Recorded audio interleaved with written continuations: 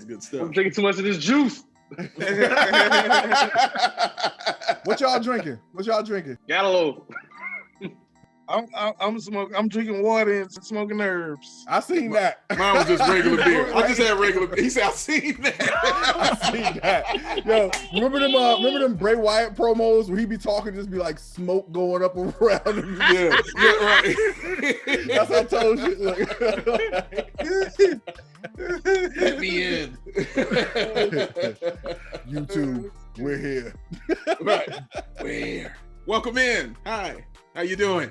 Thanks for stopping by on the YouTubes or however you're getting this. This is Open Gym Sports and Culture. I am your host, Big Dave. This is the show where we talk about anything dealing with sports and within culture. And this is brought to you by the OOC Network and powered by the BOW Sports Network. Now, once again, we got a wonderful panel with us. I'm gonna introduce them to y'all. My main man, Gio, is over there. What's up, G? How y'all doing? I'm good, man. You looking like a barber over there, bro. You can't cut hair? Can you cut hair? Let me ask. Nah. I like how you thought about it, though. I had to think about it. You didn't think about That's it. usually a no. I mean, I just did experiment, you know, maybe you could come to the shop, you know, fix you up a little bit, you know, put a little off the sides, you know, get you a little mohawk going. We got my main man Tone over here, man. AKA What's up, Feast is man? Family. What's happening? Man? How What's are happening, you? family? How y'all doing, man? What's up, Dave? Welcome to 2021, sir. Yeah, we're out to a rousing start. And over here, ladies and gentlemen, fresh off of murdering at least 3 people for being late with his money, we got our guy Terrence. What's up with you, Terrence? It's a good day to be a bad guy. Nah. I ain't gonna even mess with you today, bro. You know, I ain't late with your money. I ain't gonna even mess with you, bro. I ain't gonna even mess with you. Ladies and gentlemen, the big game is here. The Buccaneers of Tampa Bay will take on the Chiefs of Kansas City. Now, the Chiefs are led by Patrick Mahomes, Travis Kelce, and Tyreek Hill, and possess one of, if not the best offense in the NFL. The Buccaneers counter with a great defense, Mike Evans, and of course, the greatest quarterback of all time in one Thomas Edward Patrick Brady Jr. It's a great matchup, but the biggest battle that people will be watching is between Tom Brady and Patrick Mahomes. There's a lot on the line for both of those guys and both of those teams as far as the legacy is concerned. So, the question is very simple. And Gio, I'm gonna come to you first, man. Who you got? All the numbers are pointing to Mr. Tom Brady himself, Mr. Ugg Boots himself. He went down to Florida, got chubby like other gangsters do, and he's still winning championships, you know what I'm saying? He has something that he's never had in New England, which is weapons. He has Fournette, he has AB, he has Gronk, he has Mike Evans and the rest of the Tampa Bay crew that allowed James Winston to get 30 touchdowns last year. It's all cylinders are firing. If there's one thing that the football guys like, is a good story, a very predictable story, and a good story at that. I got Buccaneers. That's what I got. Okay, all right. Tone, let me come to you, brother. Same question to you. Who you got, my friend? Hey, you talking about Tampa Bay versus Patrick Mahomes and the Chiefs. Yeah. Woo! All I know is it's gonna be a good one. Look, Dub said it right when he said the Chiefs roll out of bed with 10 points. So I'm going with the Chiefs. I'm sure Tom Brady is going to make me look stupid after this game. But guess what? I'm still going with Patrick Mahomes and the Chiefs. I think they're going to pull it out. I think it's too crazy. I don't know. I feel like the offense is just too in sync. Mm-hmm. That defense is stronger than we think. They just look good, man. Mm-hmm. I'm going with Patrick Mahomes, man. I mean, you can make worse decisions, man. It's not a bad decision. I mean, I think I want to see Tom Brady lose again. Oh, why is that? Why you want to see Tom lose? Tired of him, man. Just get him out of here, man. Get him out of here. Get him out of here, man. I mean, you from Chicago. I mean, we We watch winning. We this is what we do. You should know We greatness. watch winning, and Yeah. I'm tired of watching winning. I want to see that young blood win again, brother. Okay. All right. My prediction for the Super Bowl is going to be a clash of GOATs. You already know the story is already written. The old GOAT versus the new GOAT. You know what I mean? Patrick Mahomes, the best in the game right now. Tom Brady, arguably the best up to this point. In some people's opinion, he's the best ever, okay? I think it's going to be close, but I think the Chiefs' kingdom will reign supreme. Oh, man. Now look, I want to see a blowout. I want to see the Chiefs win by 30. I just don't believe that a team with Tom Brady, Rob Gronkowski, Mike Evans, Antonio Brown, Leonard Fournette, and a Todd Bowles defense that is playing out of its mind right now is going to get blown out. I think the lead's going to change a few times, and in the end, Showtime Patty Mahomes going to force Tom Brady to pass that torch. Yes, sir. Hey, I like the way my cousin talk. Vigorous. He meant that one. He meant that. He was serious. Well, first of all, these are the two teams I thought would be there from the beginning. This is who I saw. This is who I picked, and it's exactly what I'm getting. I mean, the Chiefs, dude, are the Golden State Warriors to me. You know, they stacked. All right, they got like 399s on their offense, pretty much, and Travis Kelce, Tyreek Hill, who's a freak of nature, and Patrick Mahomes, who's throwing passes with his left hand. Like, this dude is insane. Andy Reid, it couldn't happen to a nicer person. And Eric Bieniemy, you know, guys like that, you know, being successful. And you're right, Tone, about the defense. Like, I think their defense isn't talked about enough, because even when they had Haney come in, when they played Cleveland, that defense held. Even though a lot of teams would have collapsed, that defense held, and they moved on to the next round. Guys, I am not in the habit of picking against that man. And I'm going to say it because I know Tone want to hear me say it. And let me say it for you.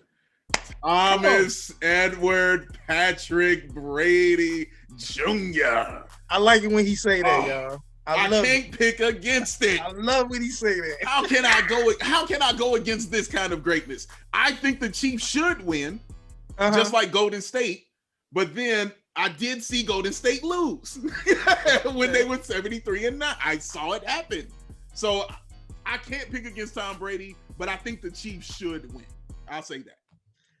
Hey, well, look, that's the truth. That's the truth. You put it on wax though. You got to make a definitive. Put the money pick. down. I need a definitive pick. Putting the money down. Win, okay, fine. If I'm putting the money win? down, if you're gonna hold my feet to the fire and I'm putting the money down, I'm taking Tampa Bay because I'm not picking against Tom Brady. I'm not picking against Tom Brady, bro. I can't. Dave, I said that he's gonna make me look stupid. He might not. He might do. The Chiefs are serious. Like that's a serious football brother. team. They got Le'Veon Bell, and he don't even really do nothing. You know what I mean? I know. Like they serious, dog. They are mean. serious, man. They mean, dog. Yo, man, I ain't gonna lie though. Like, as I was talking through this, I was like, damn, Tampa Bay gonna win, ain't they? But I'm still not gonna root for them. I'm still not gonna call it. That Todd Bowles defense is playing ridiculous right now. So, and Devin White, every game, he's doing something flashy, splashy, defensive player of the game, like crazy right now. He's looking like a young Ray Lewis out there. But I just, no, damn it. No, enough, Tom, enough. I think the game is just so easy for Patrick Mahomes in that offense. They love playing from behind, apparently. So, yeah, Tom Brady might jump out to a 7, 10, 14-point lead. That's right up Kansas City's comfort zone. Do you know what they call Tom Brady? The comeback kid. For 10 years, he was old as shit. They still call him the comeback kid. This is his meal ticket. This is what he do. Everything is pointing for the Tampa Bay Buccaneers to win this Super Bowl. They're the first team to have a home field advantage in the Super Bowl, my guy. Everything is saying Tampa Bay is where it's at. And Mr. Tom Brady is going to take his knee brace and walk out of retirement as a champion. And I hate it. It disgusts me. It really does. It really does. I'm not going to sit here and act like it's not going to happen. I'm not going to go against my knowledge. But see, guys, this is why I don't understand. I don't understand why it disgusts people, especially y'all in Chicago. I don't get how greatness disgusts you. I mean, we should be honoring this kind of stuff. Chi-Town? What's going on? I was a big Jerry Rice fan. I was an Oakland Raiders fan. They came together and got the plow space for the kick of the hit because it was at Foxborough. I done seen him throw a ball that was fumbled, and then they changed the whole rule league wide. I done seen him get hit. Oh, that was such a good hit. And he hobbled off the field. And guess what? You can't hit quarterbacks below the waist anymore. Like, I'm tired of it. I just want him to leave so we can all have football again. We can have some rules that are standard for everybody. I'm tired of Tom Brady. I'm sick of him. So let him win. Just let him win. Let the old man win this one and just leave. Just leave. Hey, you know what it is. No, he can leave, but not with a win. Just leave. It is official. James Harden is in Brooklyn. Now, after a massive 3-team trade that saw all players like Karis LeVert and Jared Allen go to Cleveland and a ton of draft picks go to the Rockets, the Beard is finally in Brooklyn. He, along with Kevin Durant and Kyrie Irving, form a big three that now feels like a championship or bust situation. And whatever happens, we are excited to watch what goes down next. Now, my question right now to my man Tone, let me come to you first, man. Yes, sir. Do you feel like the Nets now have enough to not only win, but to win a championship this season? I want to say, yeah, on paper it looks great, but man, it takes a lot of chemistry. It takes a lot of time. When the Heatles were together, they didn't do it their first year either. So this could take some time. Like, we seeing some games now. Kyrie has come back, and they had lost a few of those games. So that's telling me something there where chemistry might not be on point right now. But I think eventually that group could possibly win. Now, my theory is this, though. I have this Dan Antoni theory that nobody will win a championship with Dan Antoni on your staff or as your coach. Dang. So I'm holding to that shit. I believe that Dan Antoni, I don't even know how to say this man's name correctly, but I believe that he is a plague on coaching and on the sport. What did he do to you, man? He doesn't coach defense. So therefore, I believe that if you don't play defense, you're not gonna win. Okay. Plain and simple. Plain and simple. All right. Terrence, man, let me ask you, bro. Like, do you feel the Nets have enough to win? It's enough to win, but the likelihood of it imploding is so high. So high.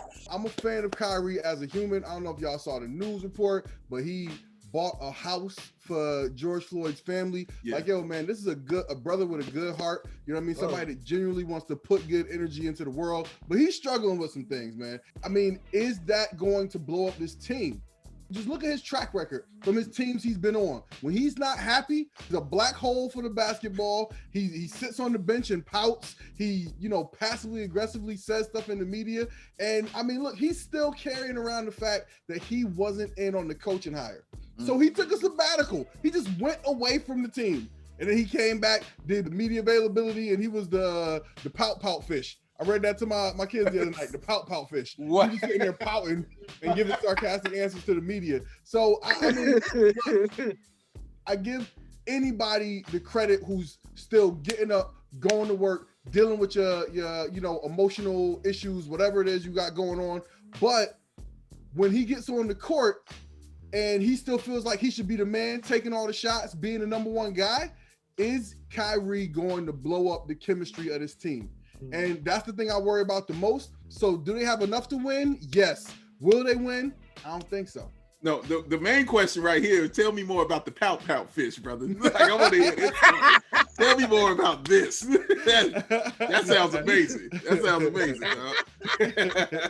They got enough to make it to the finals at least because they're in the East. I mean, who's going to stop them? We got the Celtics. They should be in the finals every year, and they lost to the Heat last year. I don't believe it. The 76ers, Ben Simmons, I don't have no faith in. None whatsoever. Toronto Raptors are gone. Like, everybody left. You got the Bucs. they're doing better because Drew Holiday there. But at the end of the day, like, Giannis got to show us something. So now we got the Nets who have a wide open space to get to the finals. And it's like you got James Harden who's posting 30-point triple-doubles and also like the most conniving scorer there ever was, and there ever will be. And then you got Kevin Durant, who's a 7-foot shooting guard, and every time he shoots, it's like butter. It's like it's like a little drop it. Just hits the river and then a ripple effect. And it's like perfect extension. It's like it's the most beautiful in the world. And you got them together with a playmaker and a spot-up shooter in Kyrie Irving. Like, I know that egos might get it crashing, but it's gonna be a bumpy ride, and I feel like they're still that good to just overcome that and get to the finals at the least. I always think like you follow your best player. Like, and I know these guys have all the turmoil going on. We saw what was happening with Kyrie and all that, and just the stuff that James Harden went through. I'm still trying to figure out how he lost 20 pounds in 20 hours. Like, that was impressive. I don't know how he did that, but that was quite impressive. But man, you follow your best player, and the best player in the world resides in Brooklyn as far as Kevin Durant is concerned. He is having an MVP type season. Like you just said, Gio, man, his shot is water. Like, when it goes up and the sound it makes and just how it looks, it is impressive to watch, man. So when you got a guy like that, and then you got another MVP basically running as your point guard, and then you got a guy who won a championship, because people don't like to give him credit right here for what he did in Game 7, but Kyrie won a championship for them with one of the greatest shots you've ever seen before against a 73-9 team. I don't want that left out. But man, when you got that kind of talent, I don't see how you don't make the finals. I feel it's almost impossible, unless barring some insanity happening, that they don't make the finals. But I know they have to get, some more pieces, because they're going to make moves, and get more guys on their team and get more big men and things like that. But in the end, who do you have to stop those three in a 7-game series? I don't think you can do that. I think it's impossible. I think they're going to the finals. Hey, Gio, can you tell us about the conniving scorer? Please. That's the best description of a basketball Yes, player. it is accurate. It is accurate. He studies referee patterns and how, like, they call fouls. Like, he's the only person who watches the referees while reviewing tape. Like, I can get away with this. Like, he didn't even foul him right there. Putting it into the repertoire. Like, he has a whole book. He practiced how to get shots off so he can get fouls. This man is a smart man. He's an intelligent man. He's a crafty man. And he's a dangerous man to the sport because he's boring as shit. You just call him like Danny Ocean from Ocean's 11. Like, you call him like conniving, like he a bank robber. You know what I'm saying? Like, oh my God. I honestly don't even take that as slanderous. Like, I think it's accurate. You know what I'm saying? To call that dude a conniving scorer. Dude, and it's interesting watching him, play right now, because he's not even focused on scoring right now. Like, he's more focused on being a point guard, you know what I mean? And getting guys the ball and doing stuff like that. And Kyrie getting off. But you still got a dude who can drop 50 points with his conniving ways. You know what I'm saying? You got what? They're going to have to learn how to gel together. They're going to have to establish a pecking order, because Kyrie Irving thinks he's the best player on that team. Kevin Durant is, but also thinks he's the best player on that team. And James Harden thinks he's the best player on that team. Okay? And so at some point, y'all gonna have to hash that out. It ain't gonna be we don't really have a coach. Like, nah, bro. There's gonna have to be a pecking order. And I don't think that any two of those guys possess the humility at this point to say that's the guy. You know what I'm saying? As far as them meshing on the court, I feel like Harden is going to take the responsibility of being the point guard and setting people up, something that Kyrie has struggled with for some of his career. Think of Harden as the point guard and Kyrie Irving as the spot-up shooter, the J.J. Redick running around. Now, that's dangerous. That's dangerous. You got Kyrie over taking shots like that, wide open shots, because everybody's attention is on Harden and KD. And don't think that the media isn't painting Kyrie negative at every chance they got because he called them puns. Remember that. Same sources telling you Kyrie Irving doesn't like Steve Nash. The same people he called puns. Hey, Tone, go and wrap this up for us, brother. Wrap this up. Well, I believe Kevin Durant was quoted as saying that Kyrie Irving was an artist. And I knew right then and there that, oh shit, y'all in trouble. Cause look, dog, as the artist of this fucking camp here, I'm moody as hell. Motherfuckers gotta clap me around and get me straight sometimes. So I knew their ass was in trouble. So it might take a year or two, but they'll be all right. People act like just because you make $1 million, you don't want days off of work. Like, if anything, I would have more days off. Request more days off of work. Like, exactly. I was making a certain amount of money. I came to work every day. They gave me that pay raise, time off, PTO, all that is gone. All that's gone. Y'all, hey, man. I can eat off 3 days a week. Like, oh, my vacation wasn't approved. No call, no show then. How about that? My man is George Costanza. I'm a multi-millionaire. You think I'm not going to do that? Look, I need time with my money right now. Give me a couple weeks. We going to be good. Regular season don't even matter. You know what I mean? Word. People, everybody out there in YouTube, I have an announcement. The national nightmare is now over. Or at least one of them. Joe Biden was sworn in as the 46th president of these United States of America, solidifying a victory for the Democratic Party and ousting the 45th president, Donald J. Trump. Now, it's usually a tradition that presidents show up to an inauguration to help ease the transfer of power, but nothing Donald Trump has done in these past 4 years has been easy.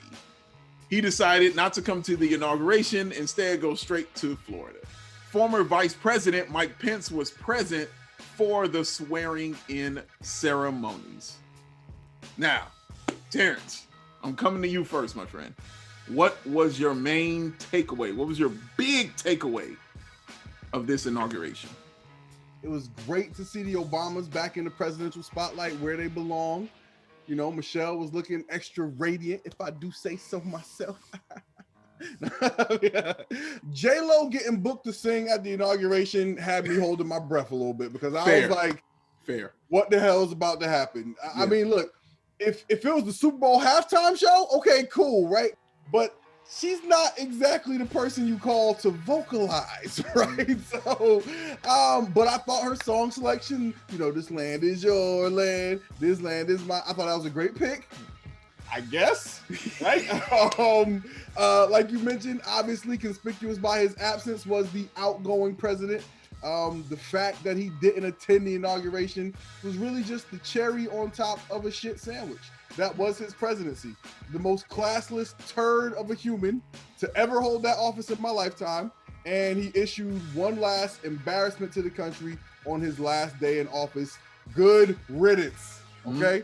I doubt this impeachment is going to pass, but I don't really think he's going to run again in 2024 anyway, because I think he realized, you know, being president is more work than he really wants to do, and it's more scrutiny than his sensitive little hands can handle.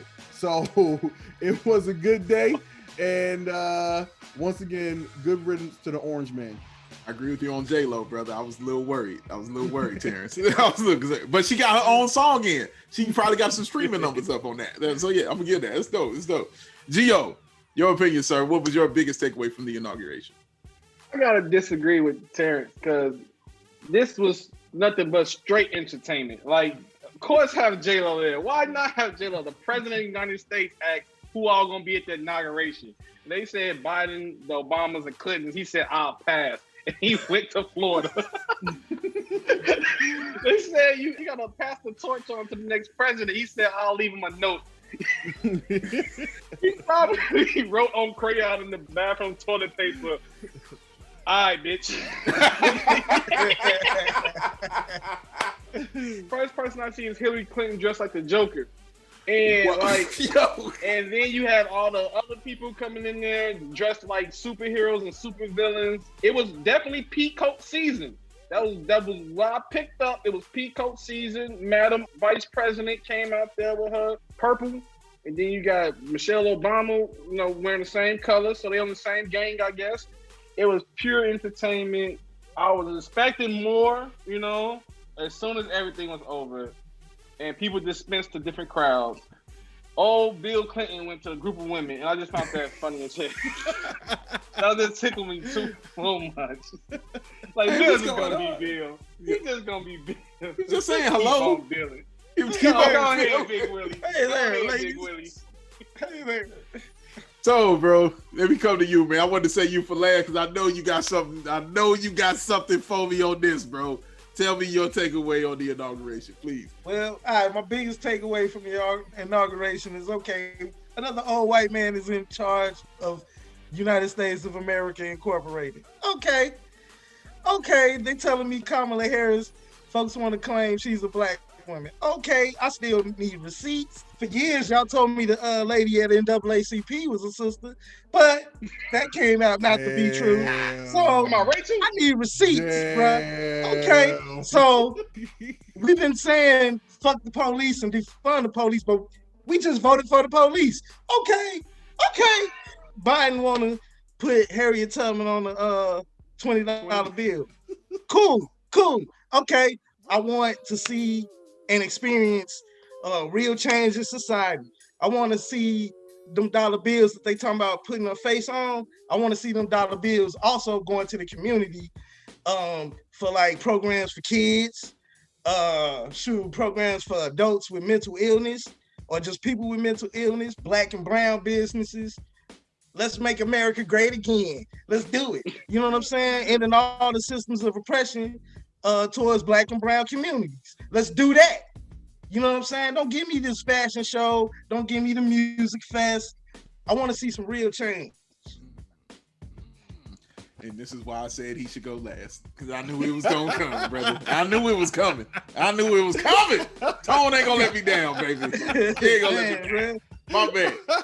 Like, I laughed at how different it was as far as the weather was concerned. Because I remember when Trump came in and like how it was doom and gloom and it was raining today. Like that day, it was unseasonably warm, and nice. And Michelle Obama just was incredible because that gold belt buckle, I was like, yo, that felt like a superhero power right there, man. But now you got to do the work, like Tone was saying. You got in the guy that you wanted.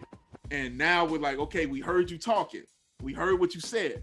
But saying ain't like doing. So I'm gonna need you to go out there and actually do what you said you wanted to do. So I need to see it first, because it's a politician at the end of the day, ladies and gentlemen. So you're a little leery, because you hear the cool words, but it's about the action. So we need to see the action. But one thing I do know, listening to Terrence all these months has taught me this, that politicians are a slave to their next election.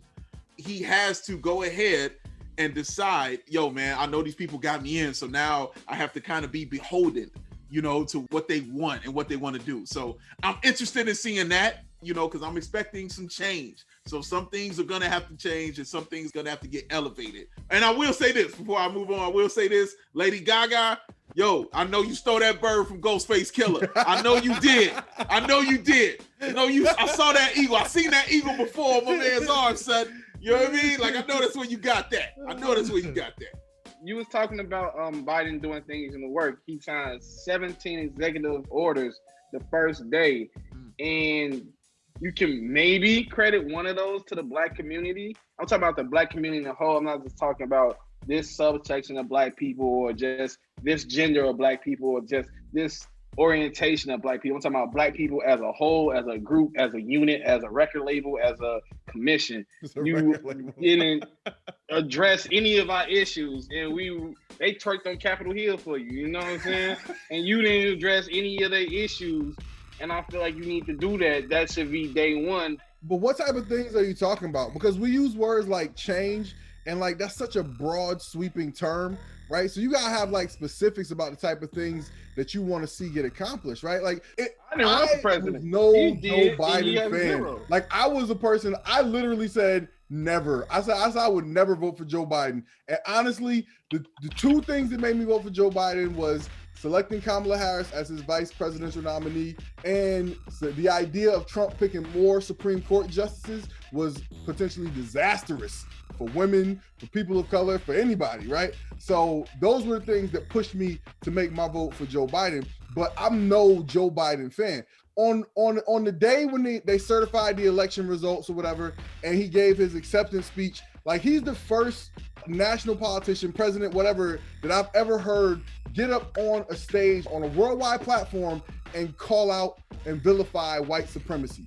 That has never happened. The only way we're ever going to get anywhere with racism in this country is when white people decide that it's a problem. And you need white people in positions of influence to call it out as a problem so that the masses will start being comfortable calling it out as a problem instead of something that they benefit from and just get by not saying nothing about.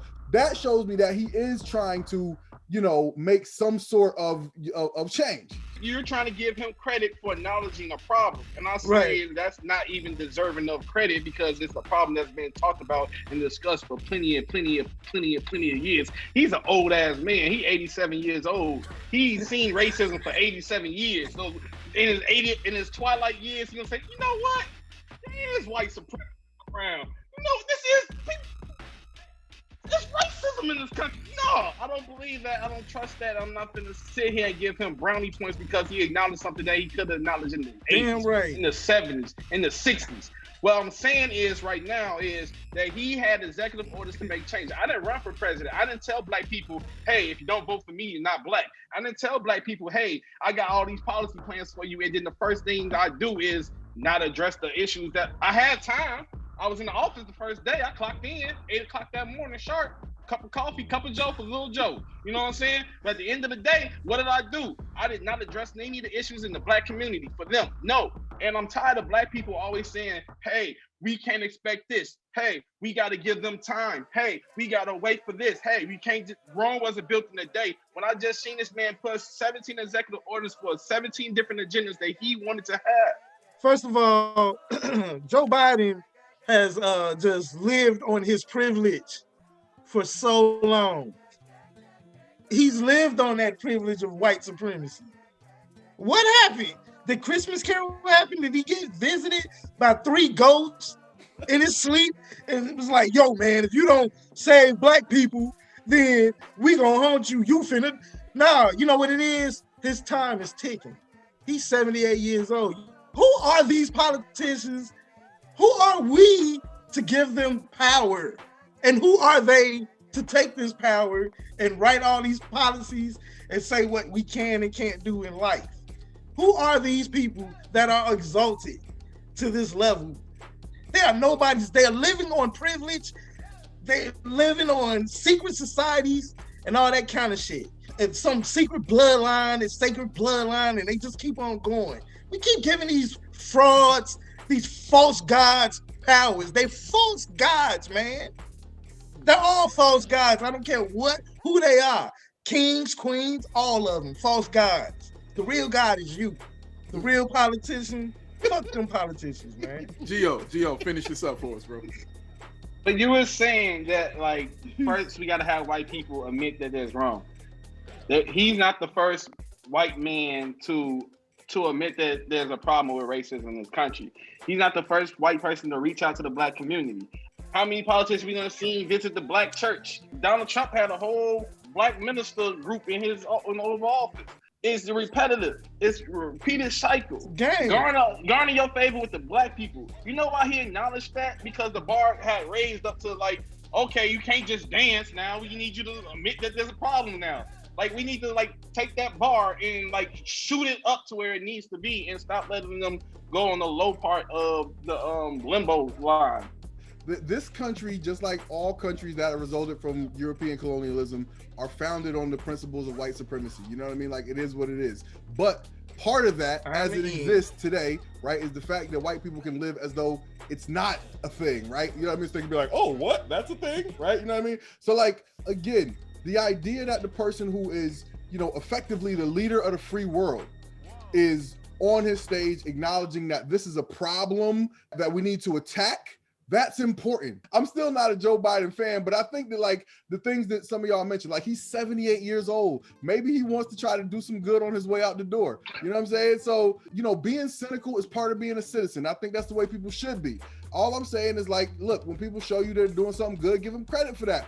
I'm just giving people credit for what they do, okay? And I agree with you. When he F's up, trust me, I'll be right here with the venom. I agree with you. If you got to give him credit for the good, I'm still gonna point out the bad.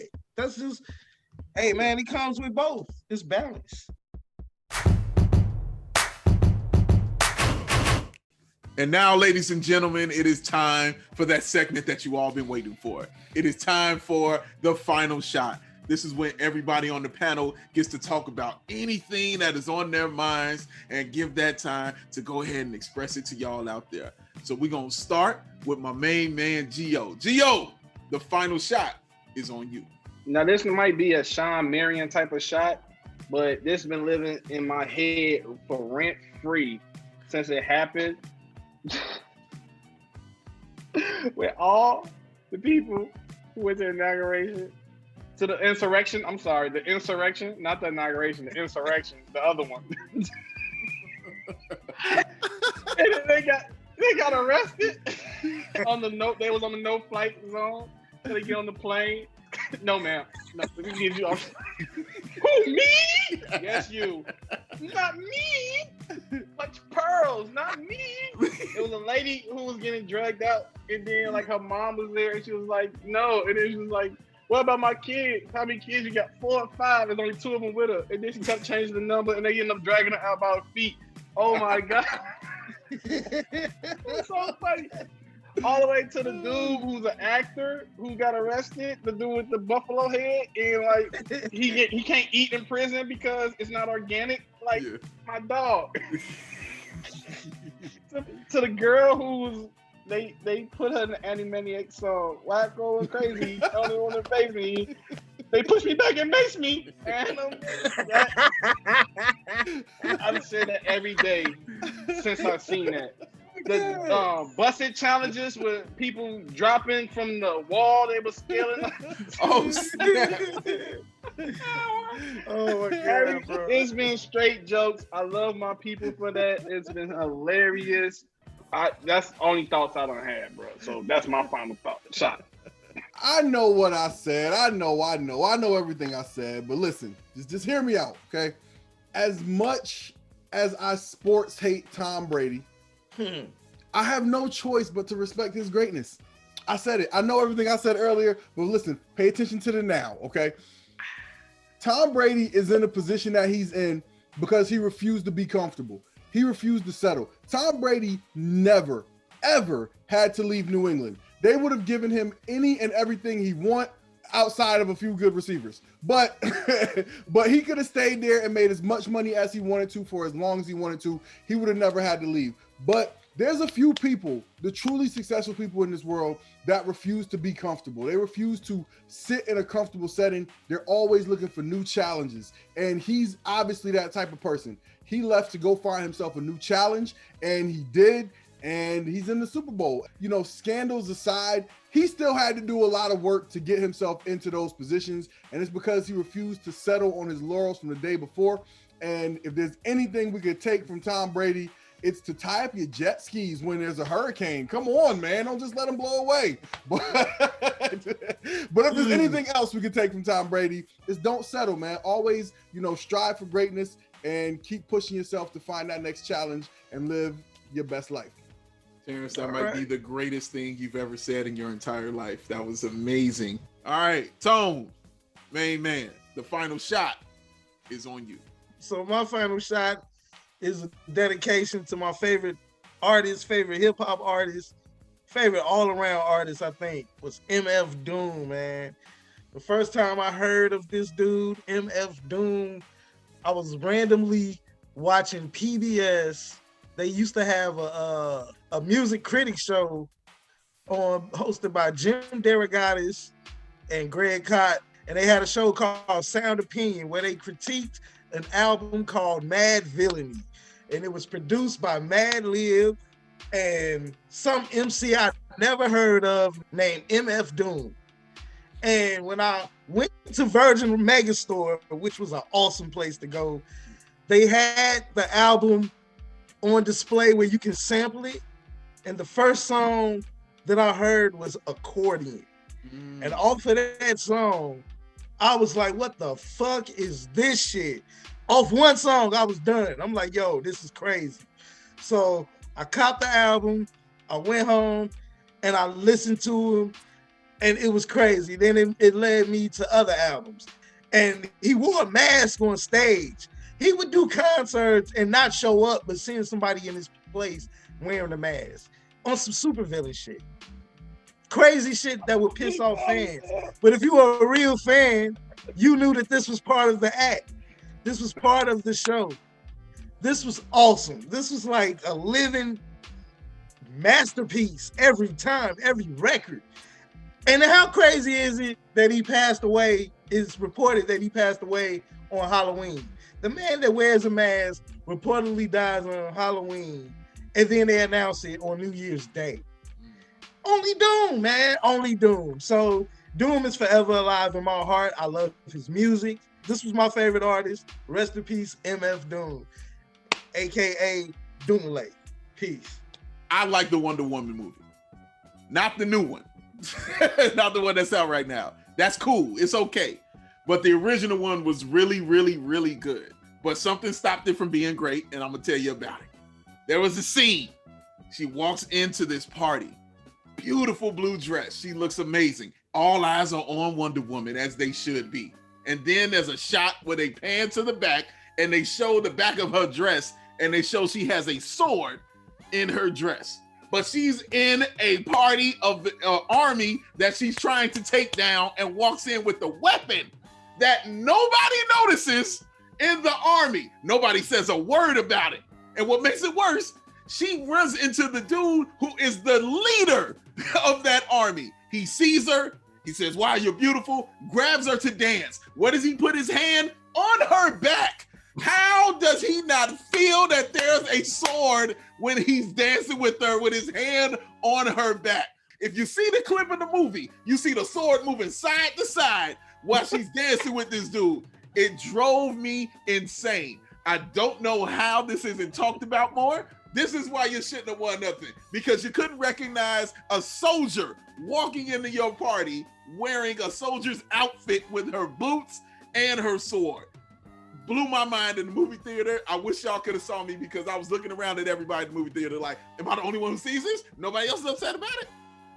Drove me crazy. It needs to be discussed more.